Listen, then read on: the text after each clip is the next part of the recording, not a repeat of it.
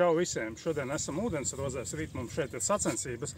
Tas, ko es gribētu šo mazo video jums parādīt, ka patiesībā metodu feeders arī sportistiem ir pietiekami vienkāršs, ar vienkāršu inventāru, un kad, lai piedalītos metodu feeder sacensībās, nav jāsapērkās nezinu kāds dārgais inventārs, kur, teiksim, sportists cenšas uzturēt sabiedrībā to mītu, kad, lai sportot, ir vajadzīgs kaut kāds mega daudz dažādas dārgas lietas, dārgi kātu un lielos apjomos. Tā kā nāc līdzi, es tev parādīšu, ja, tad galvenais, kas ir vajadzīgs, karpu gulta, ir vajadzīgi mietiņi, lai nomērītu distanci. Kā redzat, šobrīd man treniņā ir viens kāds, mačos, protams, te kādi būs vairāk.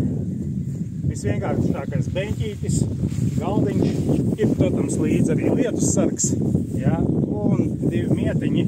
Tas arī ir viss, lai es varētu ķert pa lielam veiksmīgi treniņā, plus 1, 2, 3 kāti mačos, ja, un viss notiekās. Tā kā neklausieties visādus pārgudrus stāstītājs par to, ka, lai sportot, ir vajadzīgs super smart, dārgas lietas, vajadzīga ir gribēšana, un tiekamies pie ūdeņos un metodu feeder mačos. Čau!